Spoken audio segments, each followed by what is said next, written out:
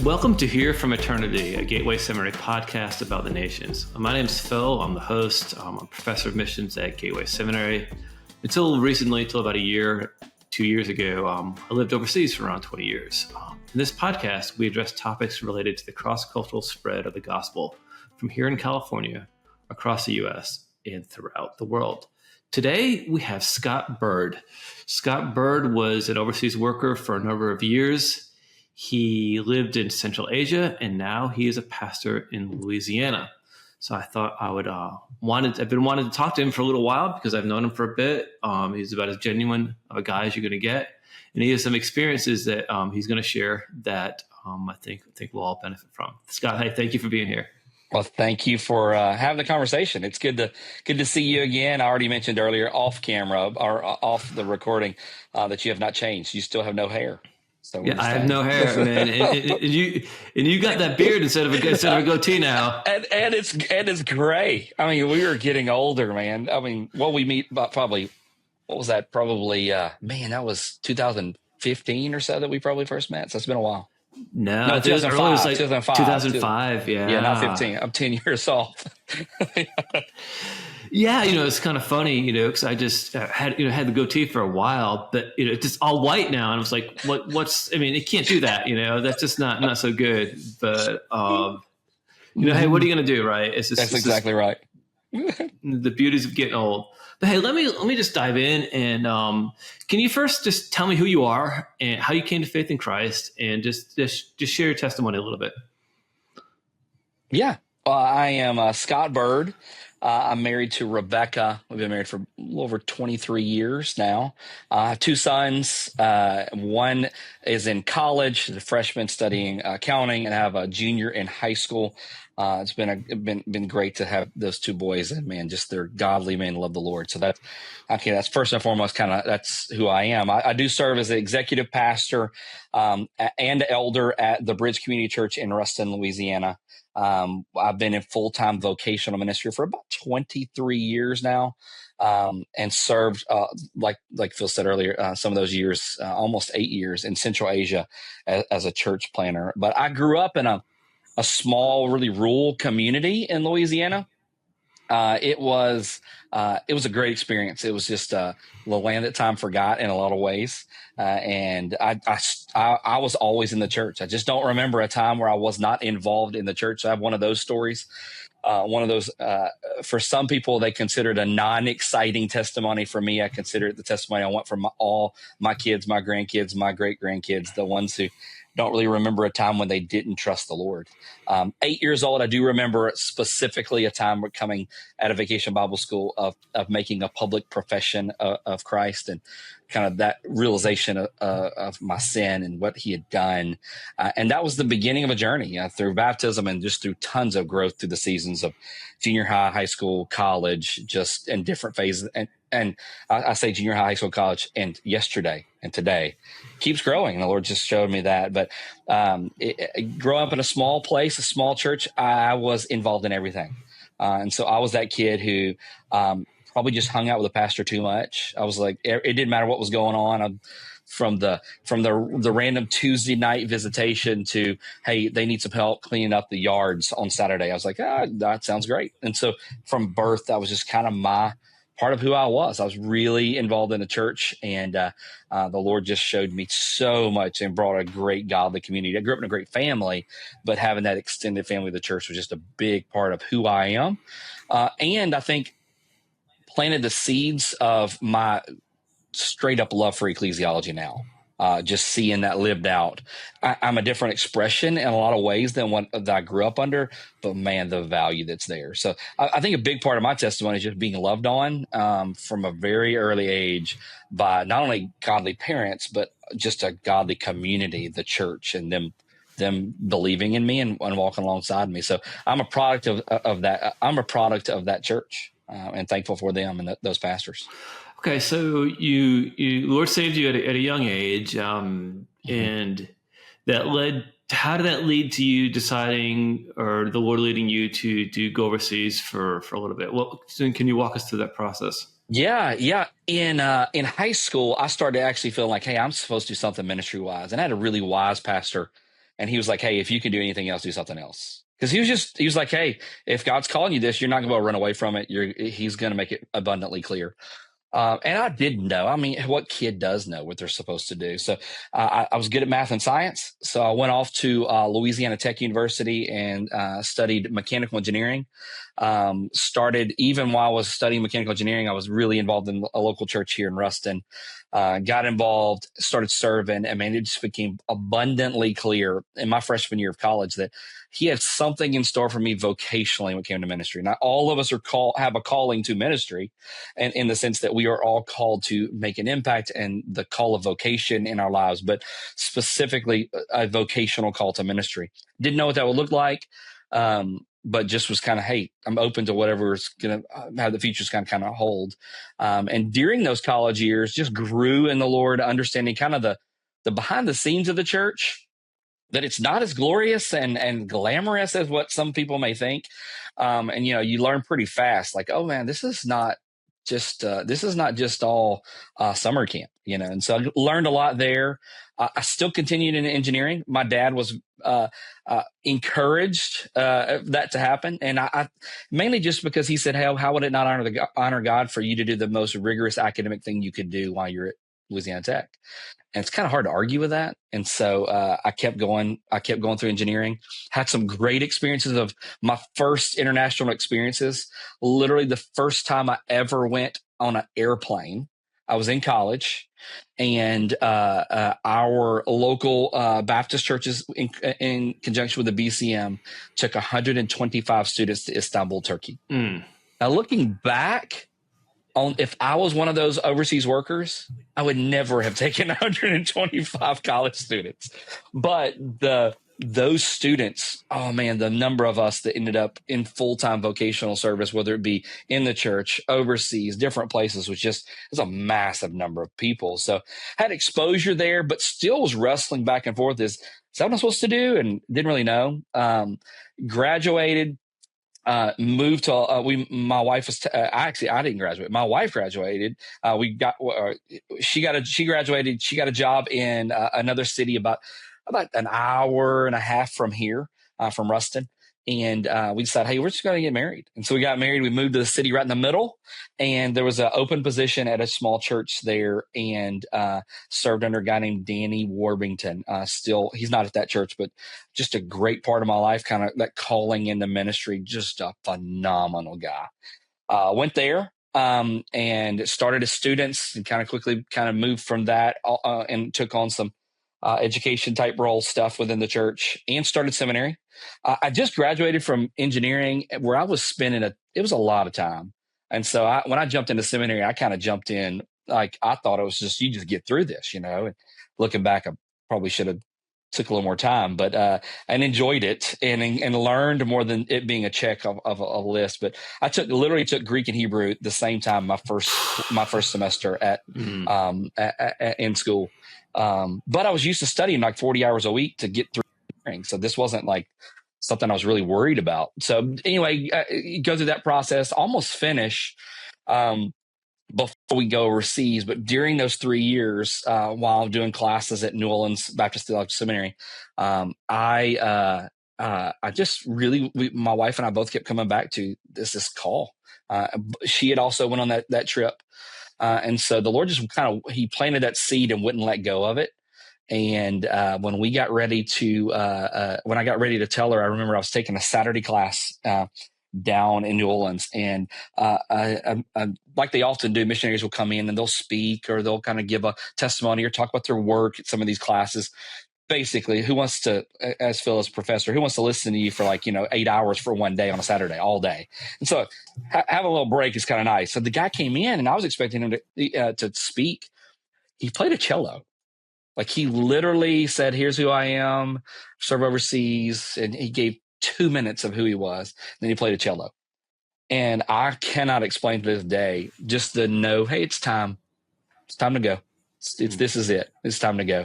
I can remember driving back home with a buddy and getting ready to see my wife, and just like, how am I going to explain this? Like, a guy came play the cello, And like, now I know for sure we're supposed to be overseas. And I mean, the Lord had been working for years at this point, and so this wasn't like there was something magical in the cello. It was just time. And it all kind of came to a head that day. And I remember telling her, and I just kind of fearful of where she was going to go, or that was going to not make any sense.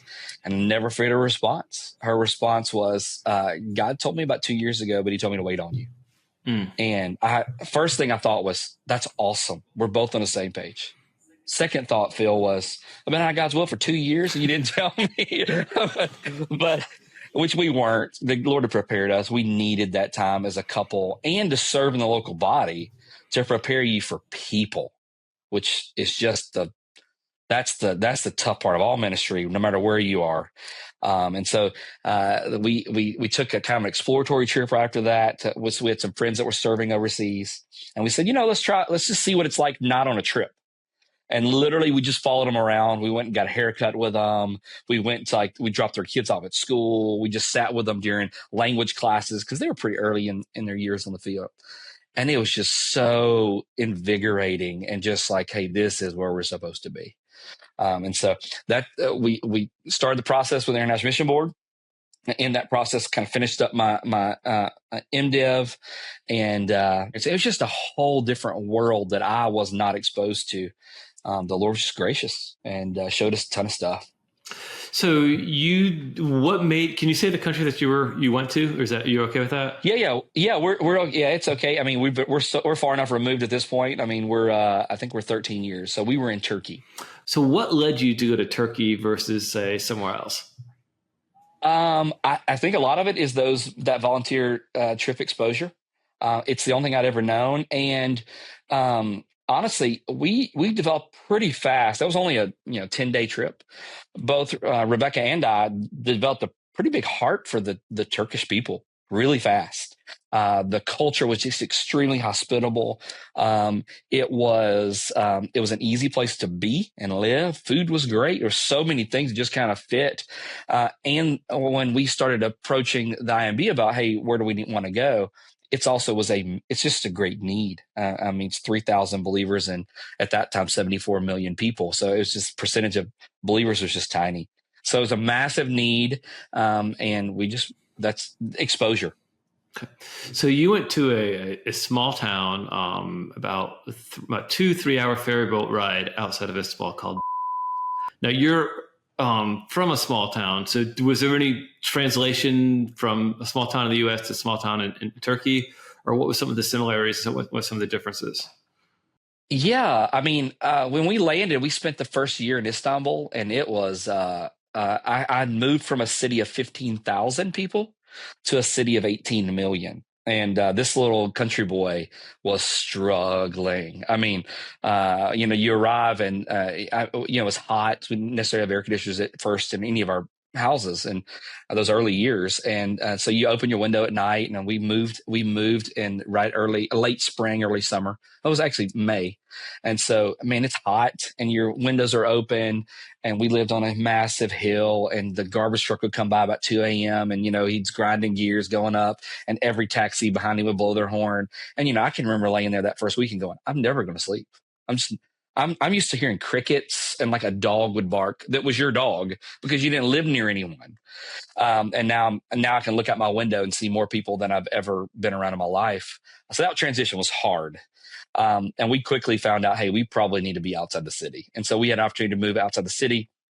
And so we moved outside the city, like you said, in a smaller little town. It was about 150,000 people. But that's kind of overseas. That's a weird number because it was tiny. You could walk the width of it in 20 minutes. A lot of chicken farms and processing plants and very few things that were Western. We had a couple other families that were non-Turkish. That was it. And so that transition actually was easier because small town, people are just nicer. They're more accommodating. They care. They want to teach you your language. They don't speak English, so you are forced to go deep in language studies really fast. and life's just a slower pace. I mean, you're not 18 million people around you. And so, you could lay down on the sidewalk until 9:30, 10 o'clock in the morning because nobody's anywhere. And so just a slower pace, even though it was 125, 150,000 people, it was like living in the little town that we kind of had just left. Okay, and outside of the other workers that were there with you, how many Christians were there when you got there? Oh, we had, outside of the other workers, I knew of three guys, okay. No ladies. Okay. So then talk to me about how you did church. You talked about ecclesiology as something that's pretty important to you. So how did doing church in the middle of like 3 national believers and a couple international workers work? Yeah, I would say when we were in Istanbul for that year, we went and visited this city. And I mean, teammates there that we ended up becoming our teammates that we connected with really, really well. He set me up pretty fast on something. He was a great question answer. Still is a great question asker and make you think. And I just finished an MDiv. At this point, I'm fresh. I'm 25 years old. And man, you think you know everything and you're ready to do anything. And so he started just talking, kind of baiting me and saying, "Hey, so tell me about what you're doing." I said, "Oh yeah, I'm going to be I'm a church planter here." And he said, "Man, that's great. We need more churches here. It's a massive need." He goes, "So what's a church?" And kind of just let it be silent. And I was, first thing you start thinking is all these little Sunday school answers you've got, and then you start going to your seminary definitions. And so I go everywhere I can go. I say almost everything except for, where you get your hands and you do that. Here's the church, here's a steeple, open it up, and here's all the people. I did pretty much everything but that. At the end of it, he goes, "Oh, okay. Okay." He said, "So how many people do you need to have a church?" It's like, well, I didn't learn that in seminary. So what if you don't have any pastors? Are you still a church? And yeah, we just started walking down those things. And at that time, I mean, what was that? What's that? 20 years ago? That was 20 years ago. Yeah. And so I mean, we've had a massive surge within the church with ecclesiology over the last 20 years. But at that time, I don't feel like that was the common question.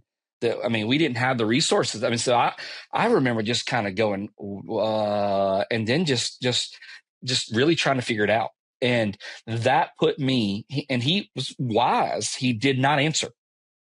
His answer was, "You should probably go study that if you're going to be a church planter," and kind of left it there. And I went back, and I remember spending the next 6 months just diving deep into ecclesiology and falling in love with it. So that's part of that journey. Then moving this little town where you're sitting in a living room, where we kind of did a dual covenant almost understanding, which we'll explain some of that in a minute. But we had an English time because our language was not proficient enough to worship in another language. Turkish is a pretty difficult language. And so, our family couldn't do that yet. And so we had an English time of worship where we'd be us and one other family, maybe 2, in a living room.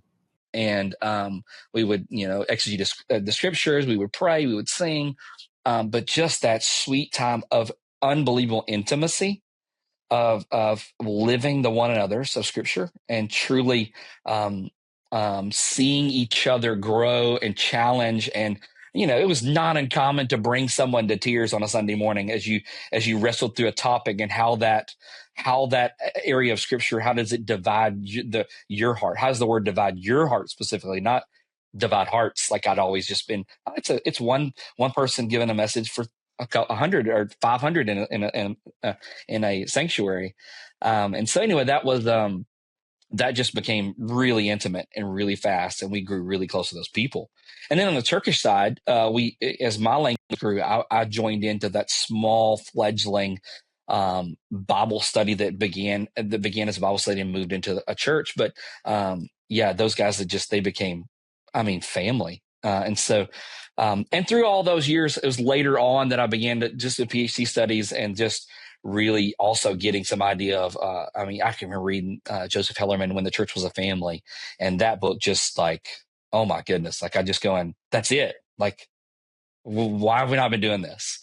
And we were doing that as in our little small group, our small house church expression. But that was a challenge, because you couldn't hide. And having kids, I mean, you know those early years of kids. I mean, we're sitting in a living room and you've got your toddler and you're having a 2-hour lesson, going through expositing a text. Like, there's no way you hide a parenting struggle or fail or aggravation. Like, you just have to say, hey, give me a second. I got to take care of this kid for just a second. And then you walk back in the room after you've taken care of that. But man, the growth that was there because of that kind of stuff. So long answer. Sorry. No. So do you miss it?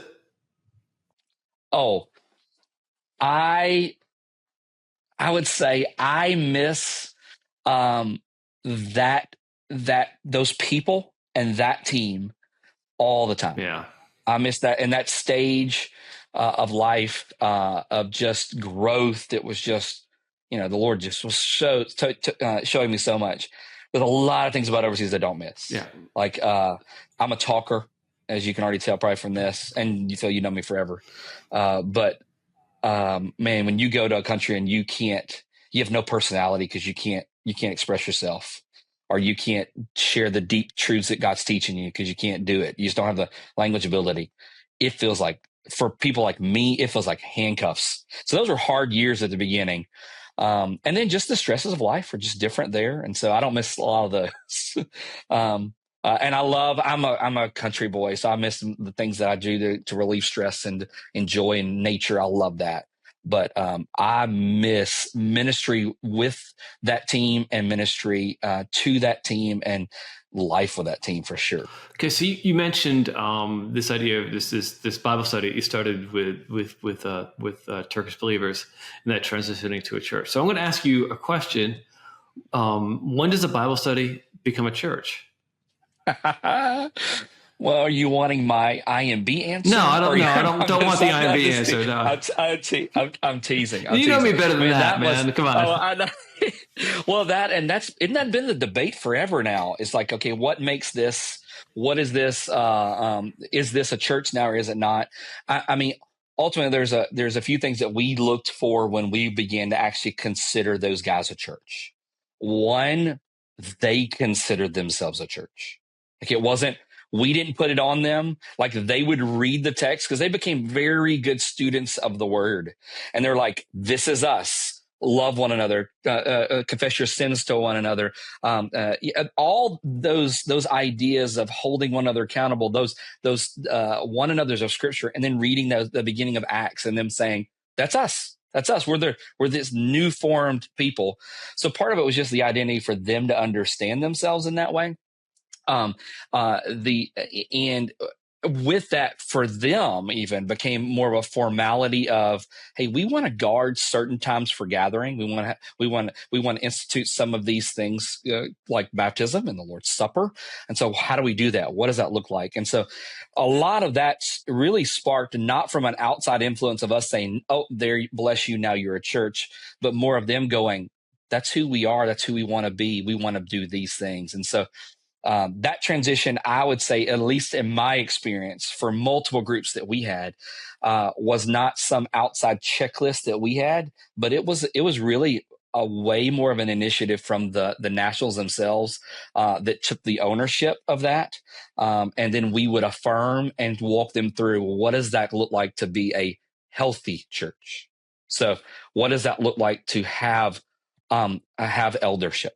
So doesn't mean you can't be without one, but what does that look like? What does that look like what does submission to one another look like? What is a healthy expression of baptism look like? I mean, we would fight back and forth to things like, it should only be the foreigners that do this, or it should be the national believers that do this. So it wasn't at that point, it wasn't, are you a church? Is what is a healthy church, and getting them involved in the process of walking them through, these are healthy expressions, and these are expressions that are still valid, but we can't say that they're as healthy as these. Okay, so you were in this small town, and then you a few years later you transitioned to a larger town, one of the bigger cities in Turkey on the western side. Where talk talk about that transition. How did that go? You started developing, you became part of the leadership team there, and walk us through that process a little bit. Yeah. I think that I'm a striver. So I'm someone who probably wants to have goals and puts things forward, wants to accomplish, especially those younger years. I don't know that I even thought it as an option not to accept the invitation to do leadership. A question that me and you discussed a little earlier was about was written earlier was, what would you change? Um, I think that what the season you just mentioned will be a part of what I would change. I moved into leadership because, at least at that time, and every organization is this way, but it was a pretty big emphasis on, hey, we need help. We need people to step up in these roles. We need people to facilitate. We need to lead.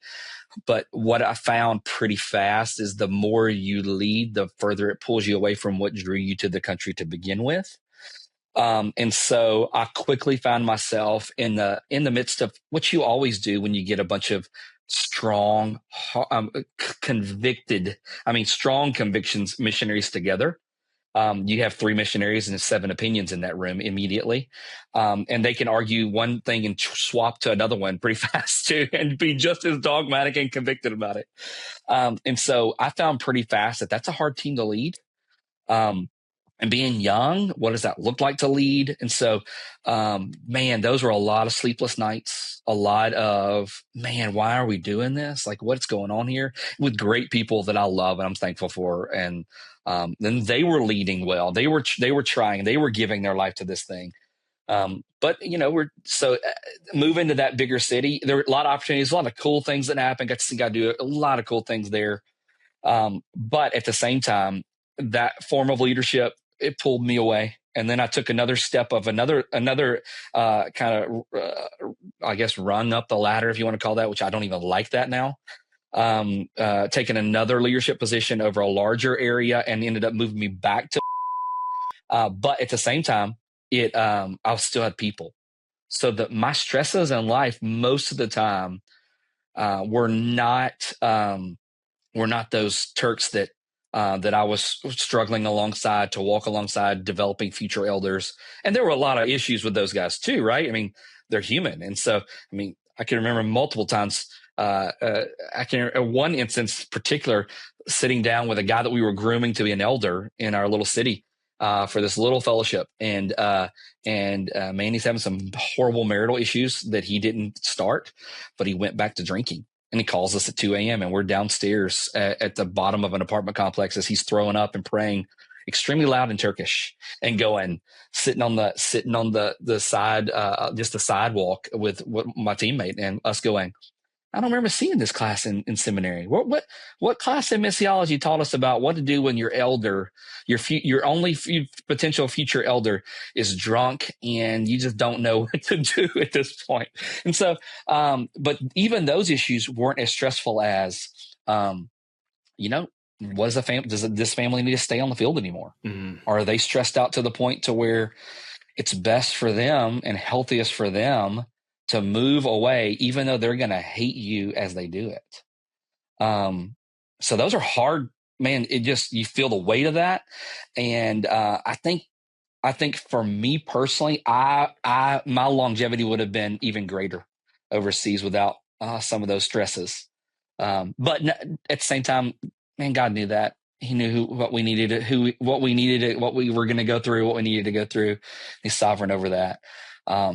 But yeah, those transitions were tough because of, I would say, leadership as a whole. Just taking on leadership and responsibility for families. You feel the weight of those other individuals, and their entire lives are here. I want to get back to that here in a minute, but one of the things I want to ask is, you began with young kids overseas, mm-hmm. And how did? Well, we started out. We got pregnant a week after we got there, so clearly we didn't have language skills. So we started having children. So yeah, yes.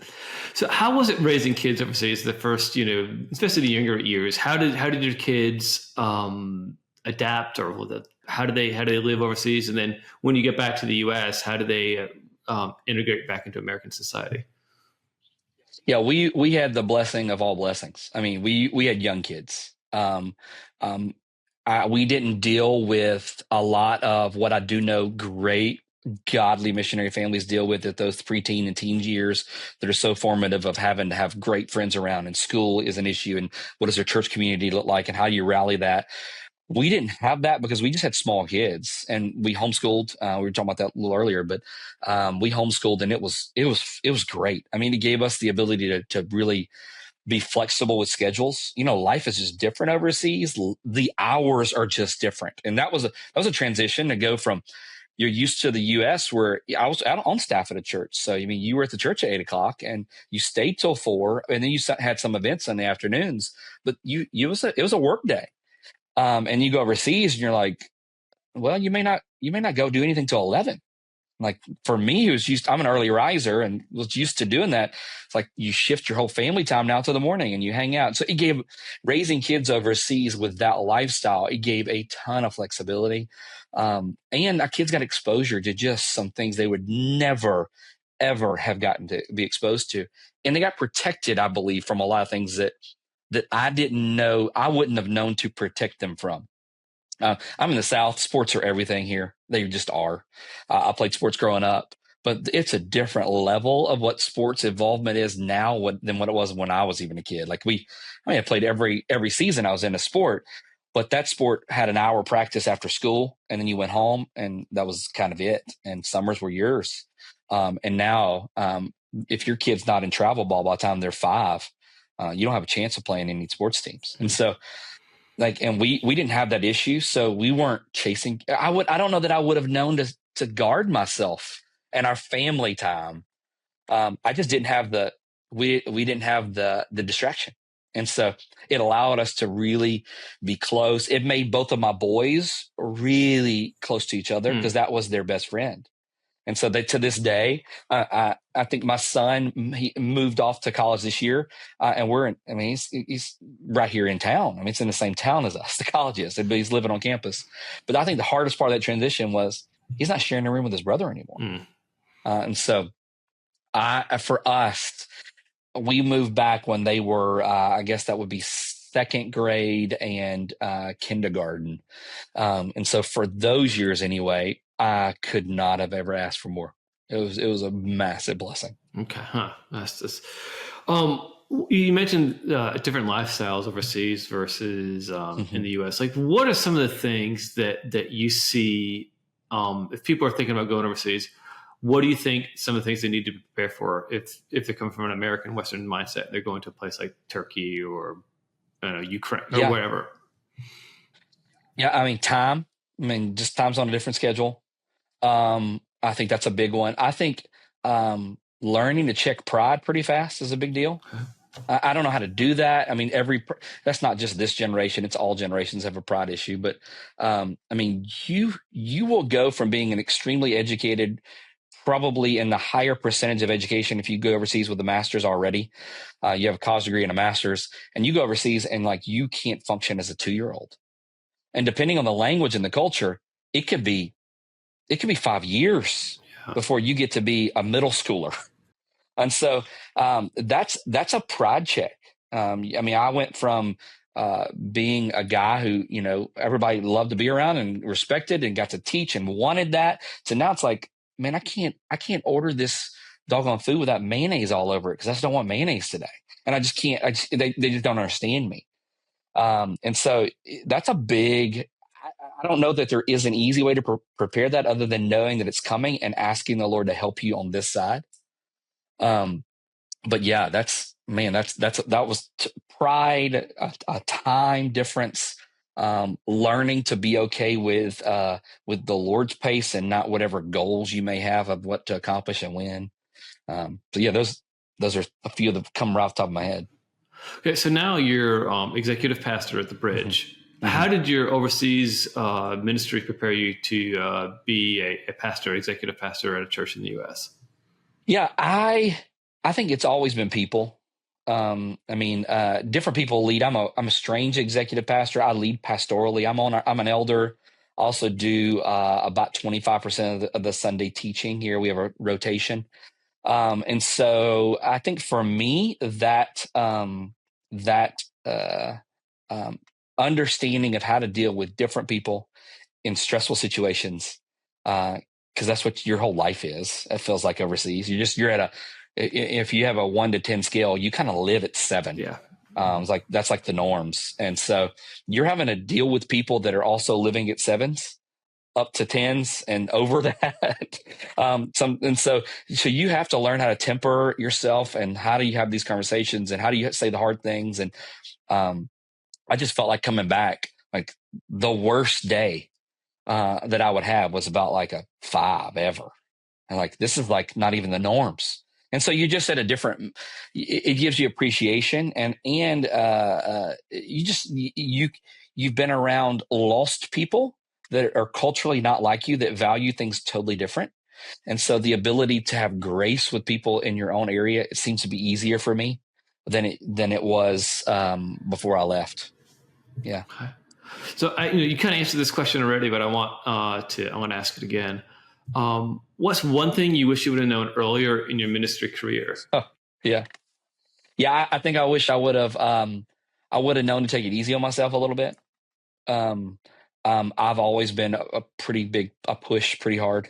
And that made itself, and going overseas. I mean, that's even in ministry now here, trying not to work 80 hours a week just because you feel like you're supposed to, or overseas and feeling like you've got to, if they told you they wanted you to do 30 hours of language, well, that means I got to do 45. Or if I read I'm a good a student of missiology, and I see that the best way to endear myself to the people is to live more like the people. And so therefore, even though me personally, I would have loved to have had a house with a yard. Instead, I live in an apartment, which I think, going back, I would say that wasn't a bad thing. But man, it made life a lot more stressful. And I was never an insider. Just wasn't going to be. And so cutting myself some slack in some of those areas would have been good. So I wish I could tell myself that. And same way I pushed through a MDiv because I'm like, you got to achieve. Went through a PhD program. I don't think that one I wasn't as much of an achiever there. That was a humbling experience, and feel I owe a lot to you through that experience, because man, I don't know how many papers you looked at, and dissertation drafts you looked at and said, I don't think this is even your first draft yet, Scott. And so, but that ability to kind of just to be, and then I guess the second one with that would be valuing people over any type of project. Always, like that would have been something else I would do. Yeah, you make a good point. It seems like overseas, the task overseas is the people, whereas here the task is, it's the task, right? The responsibilities of people overseas, right. And here the responsibility is a task. And that takes a bit of time to get used to, doesn't it? You're right. Yeah, I would.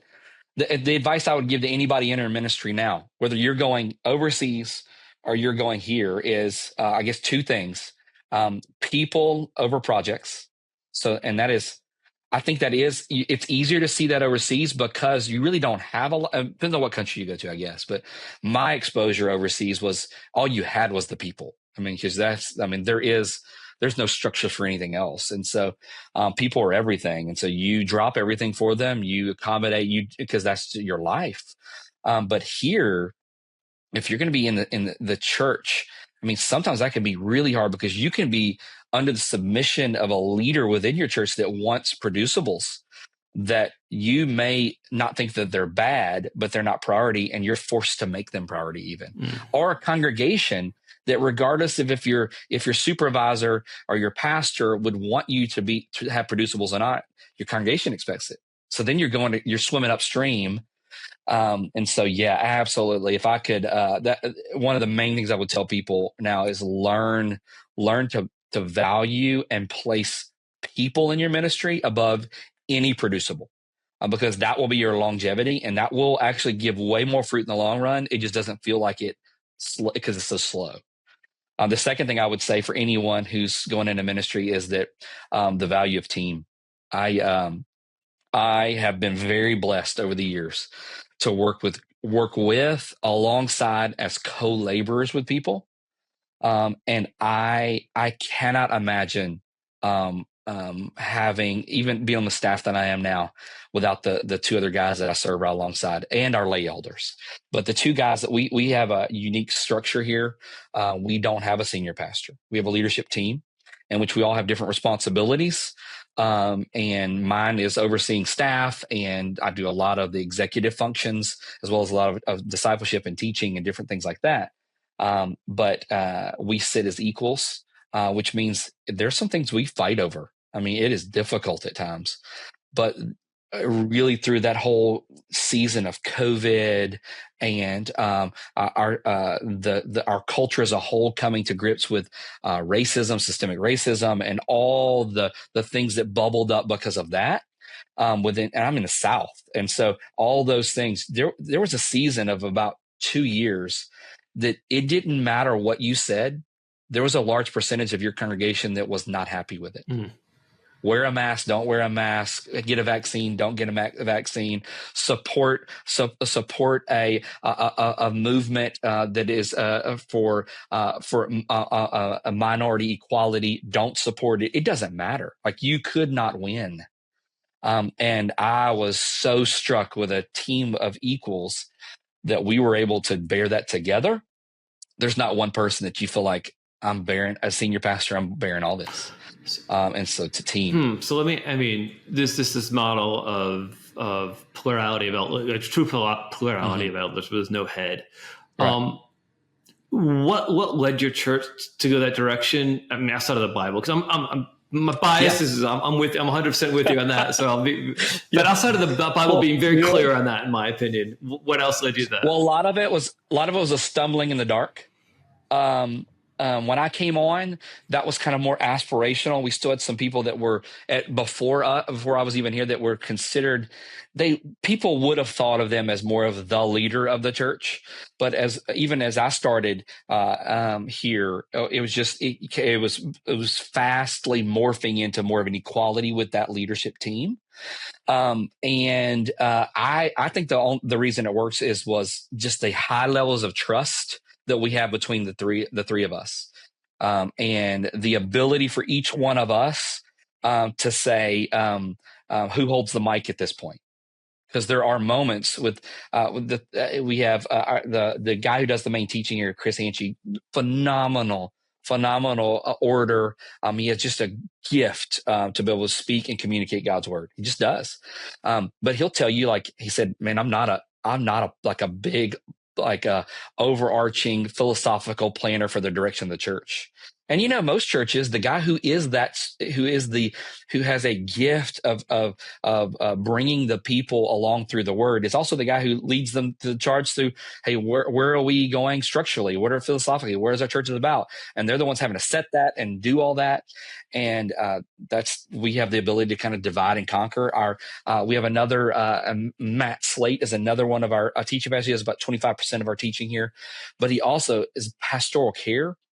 And just wisdom, man, it just blows my mind. He's got that, I always call it kind of the prophetic type gifting, where he's able to look into the soul of another person and say, thus saith the Lord. And man, you don't realize how many situations, I mean, we're dealing with, divorce and gender identity and just the billions of pastoral issues with kids and struggles. And so to have someone to be able to look across the chair at someone that we're counseling and go, that's not okay. Here's what the word says, and we're going to follow this. Just that ability on our team to do that. And so all three of us are so different, but yet we have such a high respect for one another. And we know it's time for me to shut my mouth and pass the mic. And this is Chris, I trust you here. And so it doesn't mean I don't get a say. It doesn't mean you don't listen to me, but I'm crazy to think that my voice is as loud as yours here, and vice versa. Like my voices should be louder here. I'm part of my gifting. And so that mutual submission to one another. And then part of our bylaws here is that we have more non-staff elders than we do staff elders. So more lay elders. And that's challenging because they rotate out, right? And so does the church change? And we don't want to, because there are more, we don't forcefully lead. We don't want to forcefully lead as staff. And so it's forced us to not only think about who we are, but it's forced us to write a ton of position papers over the years, because what we desire is we want to talk through these issues. We want to get clarity through the Word of God, theological, not only interpretation, but application to Ruston, Louisiana, specifically at the Bridge Community Church.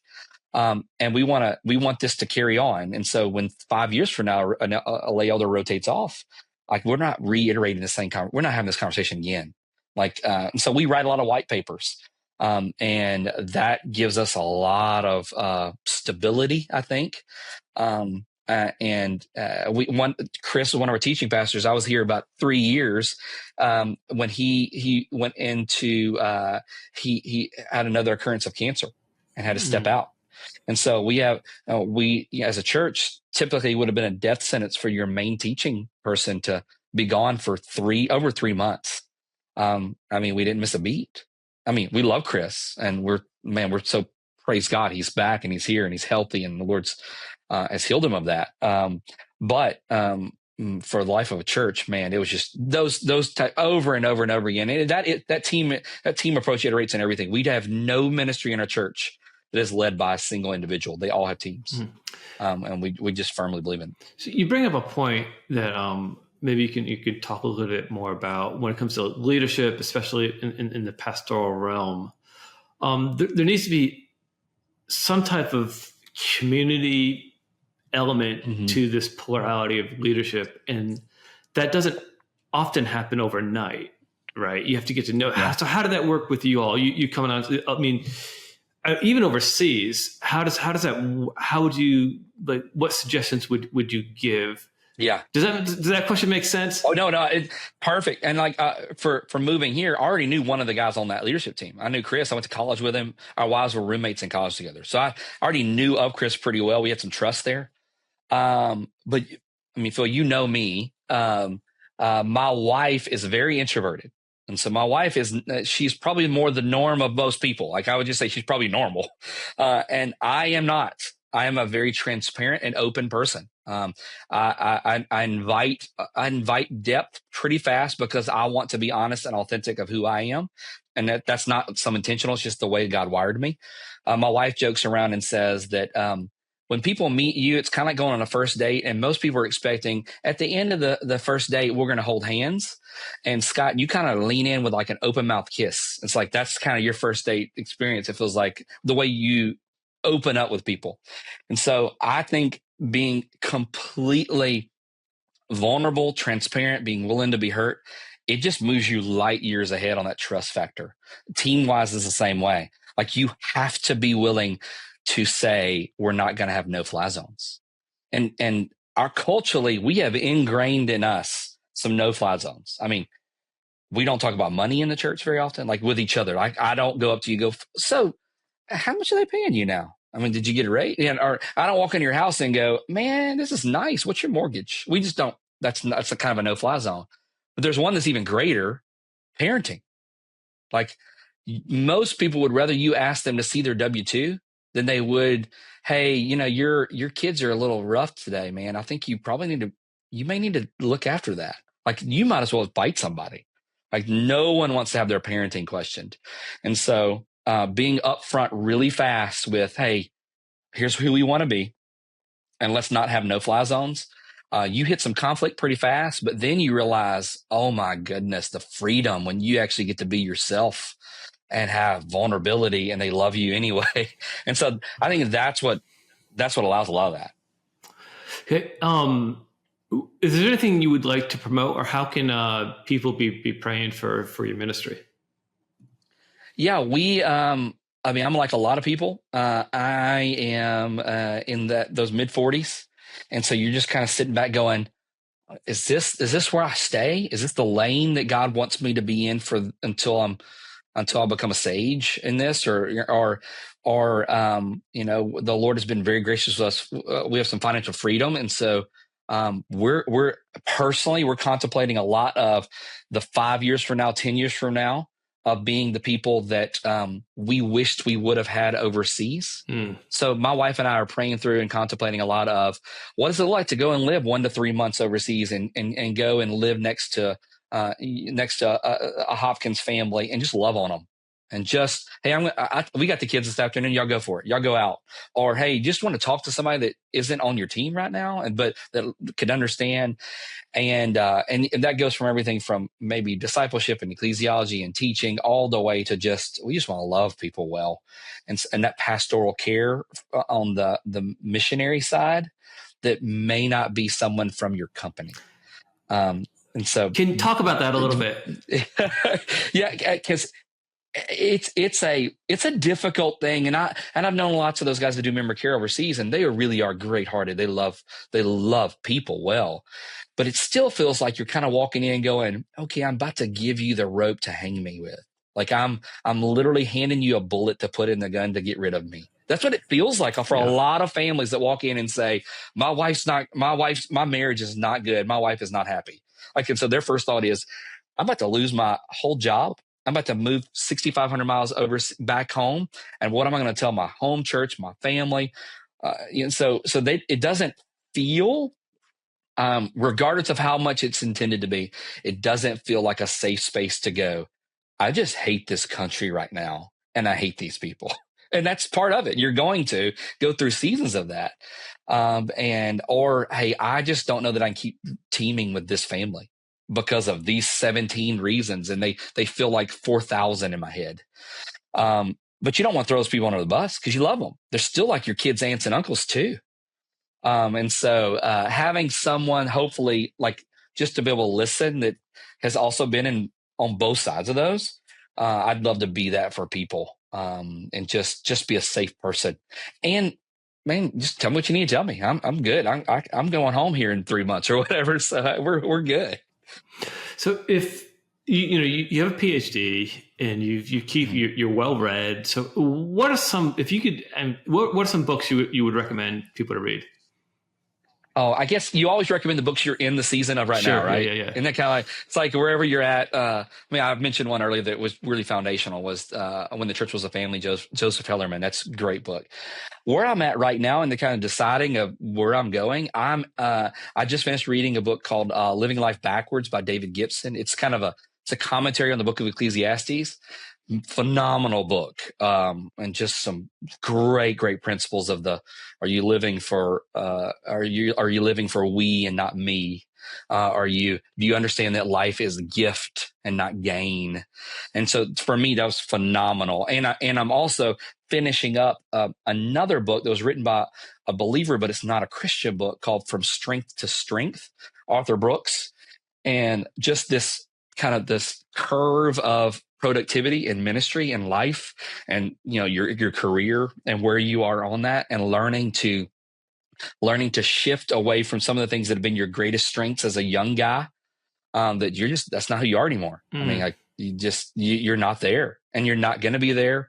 And if you try to do it, you're just going to work more hours to try to keep that same level, and you don't. So you need to have a fluid transition to a different stage of leading, and a different stage of learning, a different stage of growing.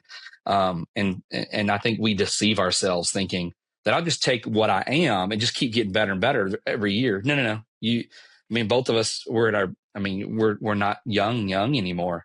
And so there are things that I just can't do that I used to be able to do. I mean, I need more sleep than I used to have. My tolerance for certain things are less than what it used to be. And I just have to admit that. And so that Strength to Strength book has been really good about saying, where are you? And being okay with letting go that you're not the innovator anymore. Maybe you're not because of just my age. And because I'm probably a little more cynical now than I even was then, because we've seen things fail enough, and the energy to do what it takes to do that anyway. Sometimes when we were younger, I feel like things just they just happened, not because they were great ideas, just because we had so much energy and excitement for it that the Lord just kind of blessed it. So, yeah, that's kind of what I would suggest those 2 books right now. Okay, well, that's good. Hey, Scott, hey, thank you for your time, Scott. Absolutely. And, hey, we'll talk soon. I'll call you in a little bit. All right, thank you. We'll talk to you later. All right, take care.